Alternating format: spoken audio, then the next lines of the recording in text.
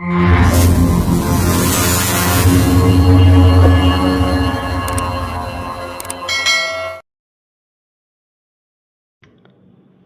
ಒಂದು ತರಗತಿಯಲ್ಲಿ ಜಿ.ಪಿ. ರಾಜರತ್ನಂ ಅವರು ರಚಿಸಿರುವ ಕನ್ನಡ ಪದಗಳು ಪದ್ಯಭಾಗದ ಬಗ್ಗೆ ತಿಳಿದುಕೊಳ್ಳೋಣ.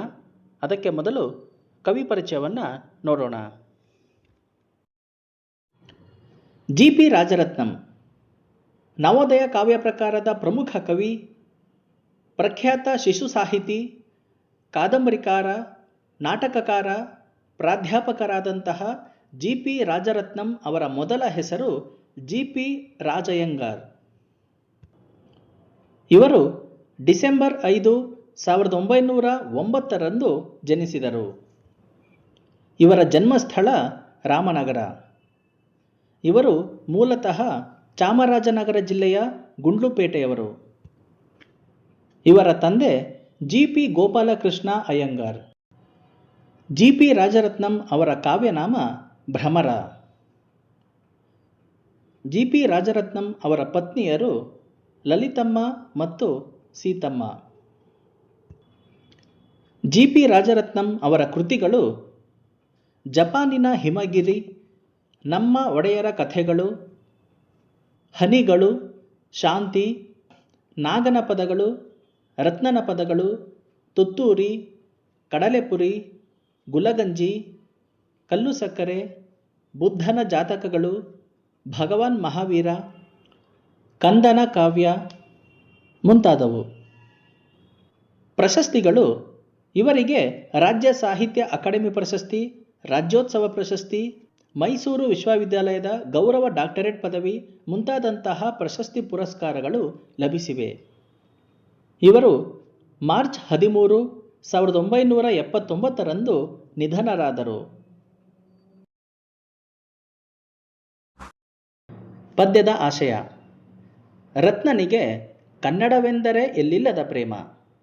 ತನ್ನ ಅತ್ಯಂತ ಪ್ರಿಯವಾದ ಹೆಂಡತಿಗಿಂತ ಕನ್ನಡ ಭಾಷೆ ಹೆಚ್ಚು ಪ್ರಿಯವಾದುದು.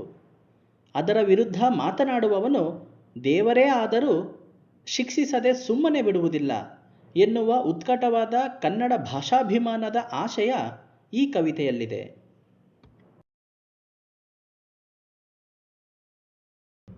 ಪದ್ಯವನ್ನು ಒಂದು ಬಾರಿ ಓದುತ್ತೇನೆ, ತದನಂತರ ಪದ್ಯದ ಸಂಪೂರ್ಣ ಸಾರಾಂಶವನ್ನು ತಿಳಿದುಕೊಳ್ಳೋಣ. ಪದ್ಯ ಕನ್ನಡ ಪದಗಳು. ಕವಿ ಜಿ.ಪಿ. ರಾಜರತ್ನಂ. ಎಂಡ ಎಡ್ತಿ ಕನ್ನಡ ಪದಗಳು ಅಂದರೆ ರತ್ನನಿಗೆ ಪ್ರಾಣ. ಎಂಡ ಎಡ್ತಿ ಕನ್ನಡ ಪದಗಳು ಅಂದರೆ ರತ್ನನಿಗೆ ಪ್ರಾಣ. ಬುಂಡೆ ನೆತ್ತಿ ಕುಡಿದುಬಿಟ್ಟ ಅಂದರೆ ತಕ್ಕೋ ಪದಗಳು ಬಾಣ. ಬುಂಡೆ ನೆತ್ತಿ ಕುಡಿದುಬಿಟ್ಟ ಅಂದರೆ ತಕ್ಕೋ ಪದಗಳು ಬಾಣ. ಭಗವಂತೇನ್ರ ಭೂಮಿಗಿಳಿದು ನಂತಾಕ್ ಬಂದಂತ ಅನ್ನು. ಭಗವಂತೇನ್ರ ಭೂಮಿಗಿಳಿದು ನಂತಾಕ್ ಬಂದಂತ ಅನ್ನು. ಪರ್ಗಿರೀಕ್ಷೆ ಮಾಡ್ತಾನವನು ಭಕ್ತನ ಮೇಲೆ ಅವನ ಕಣ್ಣು.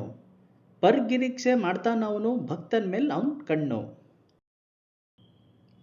ಎಂಡ ಕುಡಿಯದ್ ಬುಟ್ಬುಡ್ ರತ್ನ ಅಂತ ಅವನೇನಾರು ಅಂದರೆ. ಎಂಡ ಕುಡಿಯದ್ ಬುಟ್ಬುಡ್ ರತ್ನ ಅಂತ ಅವನೇನಾರು ಅಂದರೆ.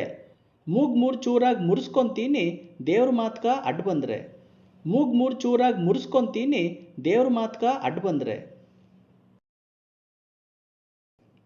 ಎಂಡ ಬುಟ್ಟೆ ಎಡ್ತಿನ್ ಬುಟ್ಬುಡ್ ಅಂತ ಅವನೇನಾರು ಅಂದರೆ.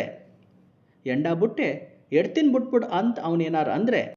ಕಳುದೈತಂತ ಕುಣಿದಾಡ್ತೀನಿ ದೊಡ್ಡದೊಂದು ಕಾಟ ತೊಂದರೆ. ಕಳುದೈತಂತ ಕುಣಿದಾಡ್ತೀನಿ ದೊಡ್ಡದೊಂದು ಕಾಟ ತೊಂದರೆ. ಕನ್ನಡ ಪದಗಳು ಆಡೋದನ್ನೆಲ್ಲ ನಿಲ್ಲಿಸ್ಬಿಡ್ಬೇಕು ರತ್ನ ಅಂತ ಅವನು ಅಂದರೆ. ಕನ್ನಡ ಪದಗಳು ಆಡೋದನ್ನೆಲ್ಲ ನಿಲ್ಲಿಸ್ಬಿಡ್ಬೇಕು ರತ್ನ ಅಂತ ಅವನು ಅಂದರೆ. ದೇವರಾದ್ರೇನು ಮಾಡ್ತೀನಿ ಅವನಿಗೆ ಖತ್ನ. ದೇವರಾದ್ರೇನು ಮಾಡ್ತೀನಿ ಅವನಿಗೆ ಖತ್ನ. ಆಜ್ಞೆ ಮಾಡೋ ಐಗೋಳೆಲ್ಲ ದೇವರೇ ಆಗಲಿ ಎಲ್ಲ. ಆಜ್ಞೆ ಮಾಡೋ ಐಗೋಳೆಲ್ಲ ದೇವರೇ ಆಗಲಿ ಎಲ್ಲ. ಕನ್ನಡ ಸುದ್ದಿಗೇನ್ರ ಬಂದರೆ ಮಾನ ಉಳ್ಸಾಕಿಲ್ಲ. ಕನ್ನಡ ಸುದ್ದಿಗೇನ್ರ ಬಂದರೆ ಮಾನ ಉಳ್ಸಾಕಿಲ್ಲ. ನರಕಕ್ಕಿಳಿಸಿ ನಾಲ್ಗೆ ಸೀಳಿಸಿ ಬಾಯಿ ಹೊಲಿಸಾಕಿದ್ರೂನೆ. ನರಕಕ್ಕಿಳಿಸಿ ನಾಲ್ಗೆ ಸೀಳಿಸಿ ಬಾಯಿ ಹೊಲಿಸಾಕಿದ್ರೂನೆ. ಮೂಗ್ನಲ್ಲಿ ಕನ್ನಡ ಪದವಾಡ್ತೀನಿ ನನ್ನ ಮನಸ್ಸನ್ನು ನೀ ಕಾಣೆ. ಮೂಗ್ನಲ್ಲಿ ಕನ್ನಡ ಪದವಾಡ್ತೀನಿ ನನ್ನ ಮನಸ್ಸನ್ನು ನೀ ಕಾಣೆ. ಎಂಡ ಹೋಗ್ಲಿ ಎಡ್ತಿ ಹೋಗ್ಲಿ ಎಲ್ಲ ಕೊಚ್ಕೊಂಡು ಹೋಗ್ಲಿ. ಎಂಡ ಹೋಗ್ಲಿ ಎಡ್ತಿ ಹೋಗ್ಲಿ ಎಲ್ಲ ಕೊಚ್ಕೊಂಡು ಹೋಗ್ಲಿ. ಪರ್ಪಂಚೀರೋ ತನಕ ಮುಂದೆ ಕನ್ನಡ ಪದಗಳು ನುಗ್ಲಿ. ಪರ್ಪಂಚೀರೋ ತನಕ ಮುಂದೆ ಕನ್ನಡ ಪದಗಳು ನುಗ್ಲಿ. ಪದ್ಯದ ಸಾರಾಂಶವನ್ನು ತಿಳಿದುಕೊಳ್ಳೋಣ. ಜಿ.ಪಿ. ರಾಜರತ್ನಂ ಅವರು ಕನ್ನಡ ಪದಗಳು ಎಂಬ ಈ ಪದ್ಯಭಾಗದಲ್ಲಿ ಕನ್ನಡ ಭಾಷೆಯ ಬಗ್ಗೆ ತಮಗಿರುವ ಭಾಷಾಭಿಮಾನವನ್ನು ರತ್ನ ಎಂಬ ಪಾತ್ರದ ಮೂಲಕ ತಿಳಿಸಿಕೊಡುವ ಪ್ರಯತ್ನವನ್ನು ಮಾಡಿದ್ದಾರೆ. ಈ ರತ್ನನಿಗೆ ಹೆಂಡ ಹೆಂಡತಿ ಕನ್ನಡ ಪದಗಳು ಅಂದರೆ ಪ್ರಾಣ. ಈ ರತ್ನ ಏನಾದರೂ ಅತಿಯಾಗಿ ತಲೆಗೇರುವಷ್ಟು ಹೆಂಡ ಕುಡಿದರೆ ಆತನ ಬಾಯಿಯಿಂದ ಕನ್ನಡ ಪದಗಳು ಬಾಣದಂತೆ ಹೊರಬರುತ್ತವೆ. ಆ ಭಗವಂತ ಏನಾದರೂ ರತ್ನನನ್ನು ಪರೀಕ್ಷಿಸುವ ದೃಷ್ಟಿಯಿಂದ ರತ್ನನ ಬಳಿಗೆ ಬಂದು ಹೆಂಡ ಕುಡಿಯುವುದನ್ನು ಬಿಟ್ಟು ಬಿಡು ರತ್ನ ಎಂಬುದಾಗಿ ಹೇಳಿದರೆ ಆ ದೇವರ ಮಾತನ್ನು ಚಾಚೂ ತಪ್ಪದೆ ಪಾಲಿಸುವಂತೆ ಹೆಂಡವನ್ನು ಕುಡಿಯುವ ಅಭ್ಯಾಸವನ್ನು ರತ್ನನು ಬಿಟ್ಟು ಬಿಡುತ್ತೇನೆ ಎನ್ನುತ್ತಾನೆ. ನಾನೇನಾದರೂ ದೇವರ ಮಾತಿಗೆ ಅಡ್ಡ ಬಂದರೆ ಅಂದರೆ ಹೆಂಡ ಕುಡಿಯೋದನ್ನು ಬಿಟ್ಬಿಡು ರತ್ನ ಅನ್ನೋದನ್ನು ನಾನೇನಾದರೂ ಪಾಲಿಸಿಲ್ಲ ಅಂದರೆ ತನ್ನ ಮೂಗನ್ನು 3 ಚೂರಾಗಿ ಮುರಿಸಿಕೊಳ್ಳಲು ಕೂಡ ರತ್ನನು ತಯಾರಾಗಿದ್ದಾನೆ. ಹೆಂಡ ಬಿಟ್ಟಂತಹ ರೀತಿಯಲ್ಲಿ ಹೆಂಡತಿಯನ್ನು ಕೂಡ ಬಿಟ್ಟು ಬಿಡು ರತ್ನ ಎಂದು ದೇವರೇನಾದರೂ ಹೇಳಿದರೆ ರತ್ನನು ಅದಕ್ಕೂ ಕೂಡ ಸಿದ್ಧನಾಗಿದ್ದಾನೆ. ಹೆಂಡತಿಯನ್ನು ಬಿಟ್ಟು ಬಿಡು ಅಂದಾಗ ದೊಡ್ಡದೊಂದು ಕಾಟವೇ ಕಳೆದು ಹೋಯಿತು, ತೊಂದರೆಯೊಂದು ನಿವಾರಣೆಯಾಯಿತು ಎಂದು ಖುಷಿಯಿಂದ ಕುಣಿದಾಡುವುದಾಗಿ ಹೇಳುತ್ತಾನೆ.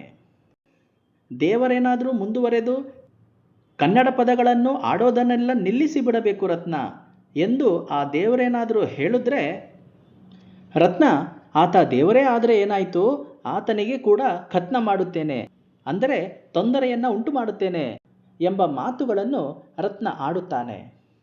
ರತ್ನನು ಹೆಂಡತಿ ಎಲ್ಲವನ್ನೂ ಕೂಡ ಬಿಡಲು ತಯಾರಾಗಿದ್ದಾನೆ.